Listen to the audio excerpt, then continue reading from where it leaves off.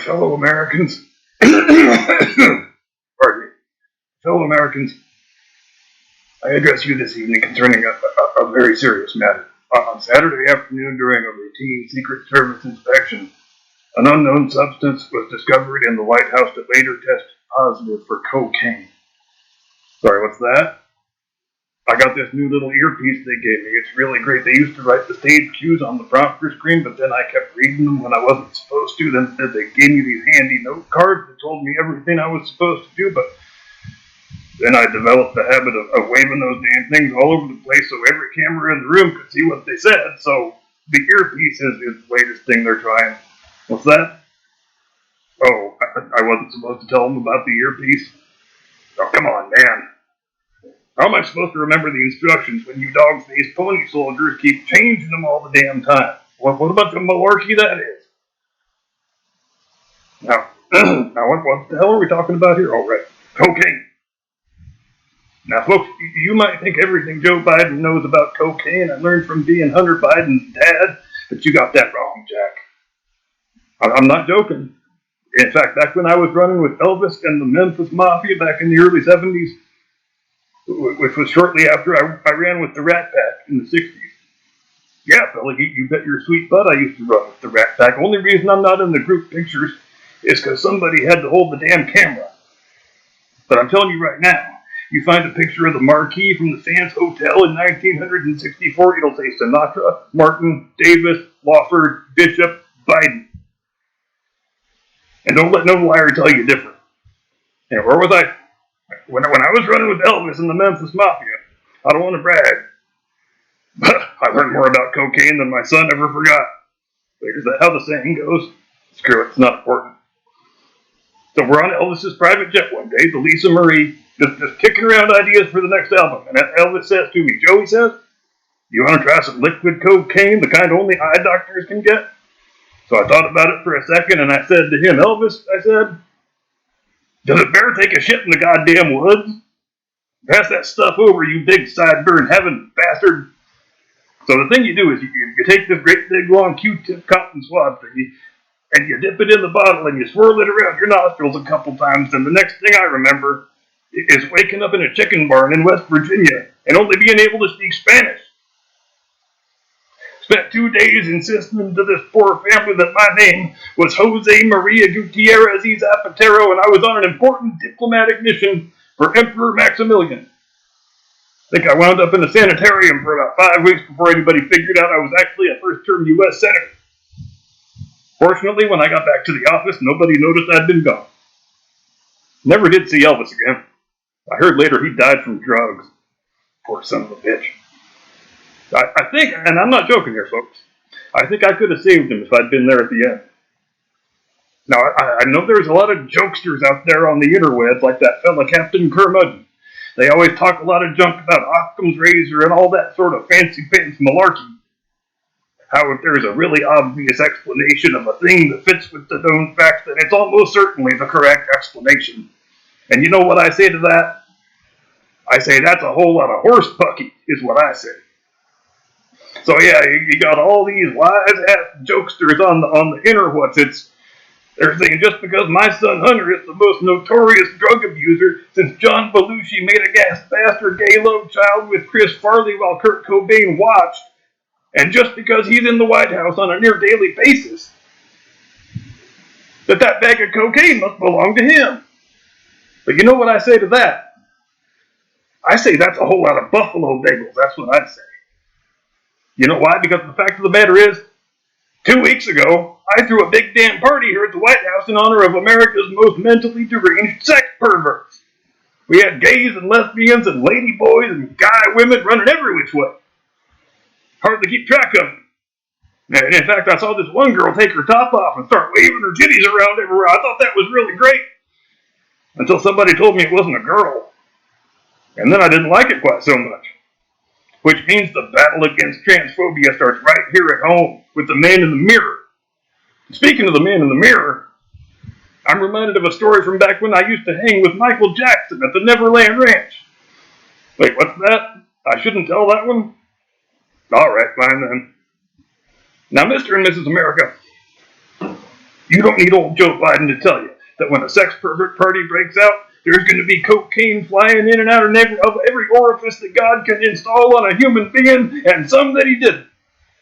The point being, there's been at least 300 people through this house in the last 20 days who might have left a baggie of coke laying around. And my son Hunter is only one of them. So you stick that in your pipe and smoke it, you MAGA extremist conspiracy theorist types.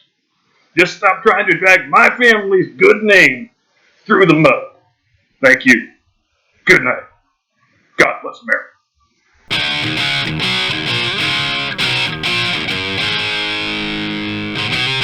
From high atop the battlements of Castle Curmudgeon, where it is America's 247th birthday, but she doesn't look a day over 230. Good evening, Mr. and Mrs. America, and all ships at sea. Welcome to the program. I'm your eponymous host and humble servant.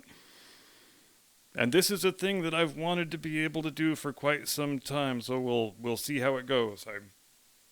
The presidents probably could have done those when I was 10, but the kings, I just very recently started getting the sense that I might be able to pull it off. I did a thought experiment not long ago where I decided, well, if I went backward from the present day, how far could I get before the thing fell apart? And I was surprised to find that I got all the way back to the Tudor conquest, 1485, and then I thought, well, if I could brush up on my Plantagenets, I might be able to just pull off the whole thing from 1066 forward, mightn't I?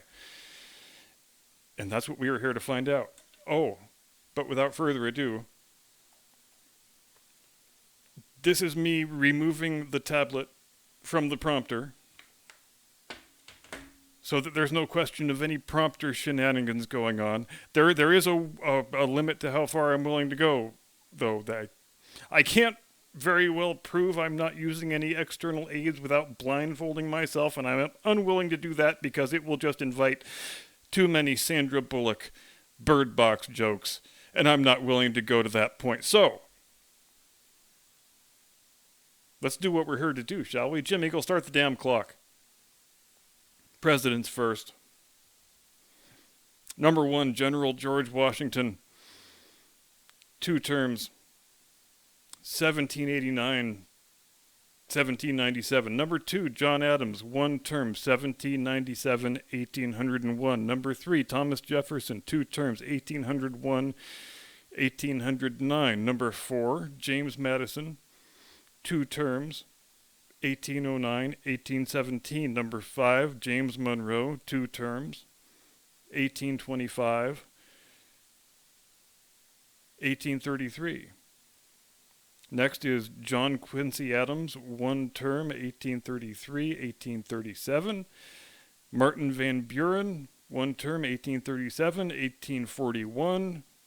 Then William Henry Harrison takes office and dies in 1841. He's replaced by John Tyler, finishes out his term, 1841, 1845.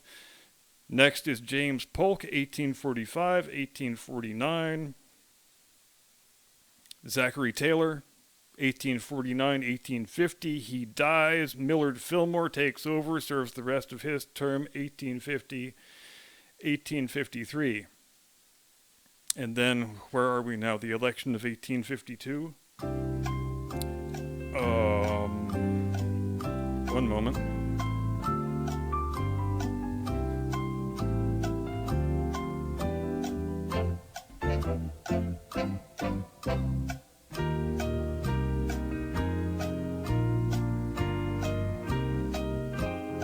Franklin Pierce. I always get hung up on Franklin Pierce.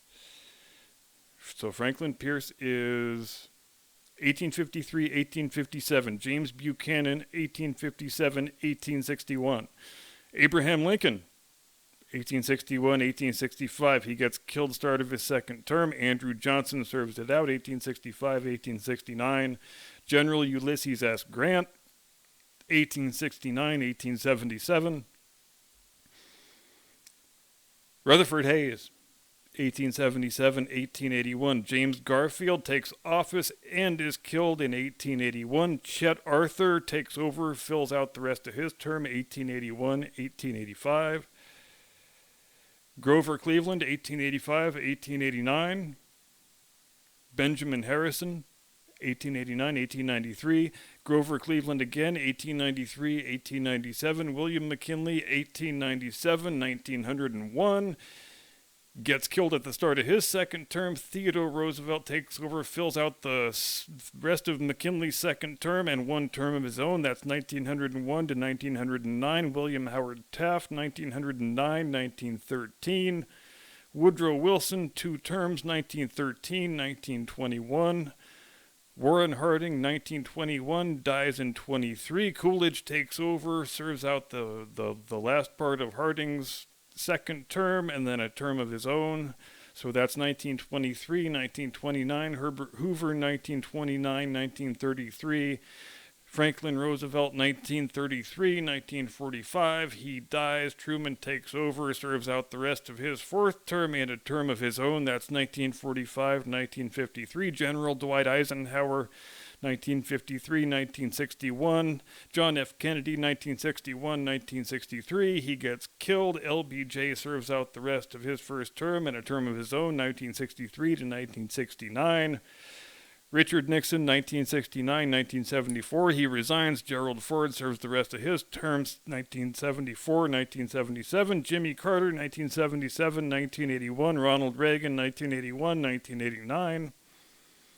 George H.W. Bush, 1989, 1993. William Jefferson Clinton, 1993, 2001. George H.W. Bush, 2001, 2009. Barack Obama, 2009, 2017. Donald J. Trump, 2017, 2021. And Reverend Kane from Poltergeist 2. Kind of embarrassed I got hung up on Franklin Pierce for that long. I don't know why Franklin Pierce is so goddamn unmemorable for me, but it is what it is. There you have it. And I'm going to leave in every single second of deliberation that it took me. I probably should insert the Jeopardy theme song in there, shouldn't I, just to mock myself? All right, let's do the Kings. Should we have a separate clock or do the same? Start the clock over again, Jim Eagle. You know, it might surprise you to learn there have actually been fewer English and British monarchs since 1066 than there have been U.S. presidents. 46 U.S. presidents, only 43 monarchs since Edward the Confessor. Speaking of Edward the Confessor, he's who we're starting with. 1066, Edward the Confessor.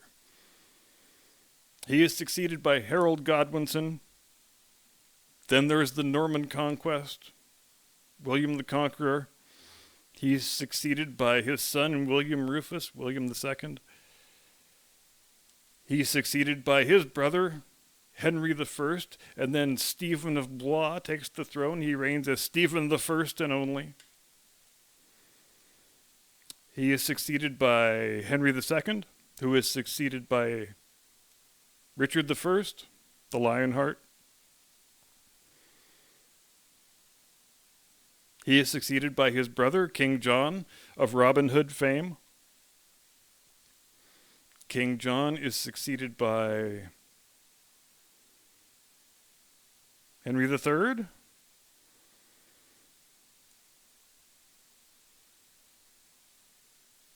Henry III is succeeded by Edward I, Longshanks of Braveheart fame, who is succeeded by Edward II and Edward III. And then you have Henry IV, Henry V, Henry VI. Then the Wars of the Roses begin in earnest. So you've got Henry VI, then Edward IV, then back to Henry VI, then back to Edward IV, who is succeeded very briefly by his son Edward V, who is deposed and murdered allegedly by his uncle Richard, Duke of Gloucester, who reigns as Richard III. And now we're to the Tudor conquest, 1485, Battle of Bosworth Field. Henry Tudor defeats Richard III's army, slays him on the battlefield, and crowns himself as King Henry VII. He is succeeded by King Henry VIII, who is succeeded by Edward VI, who dies as a teenager and is succeeded, debatably, depending on which historian you want to believe, by Lady Jane Grey for a period of 9 days. She gets her head cut off. She's succeeded by Mary I, Elizabeth I, James I, Charles I. He gets his head cut off. 12 years of interregnum. Charles II, James II, William and Mary, Queen Anne. Then we're into the Georgian period. George I, George II, George III, George IV, William IV, Queen Victoria, Edward VII, George V. Then we have the most recent year of three kings, 1936, where we have George V, Edward VIII, and George VI, all reigning during the same 12-month. Then we have Queen Elizabeth II and King Charles III, who reigns presently. And I think I actually pulled that off. I'm pretty pleased with myself, actually. I think I'm actually going to stop the recording and be pleased with myself for a moment. I'll be right back. Yep, the judges have examined the records and determined that I really did nail it. Pretty happy Independence Day, if I don't say so myself. Thank you very much indeed for watching. See you in a couple days. Have a pleasant tomorrow and a very, very happy remainder of your Independence Day. See you next time. Do not comply. Get off my lawn.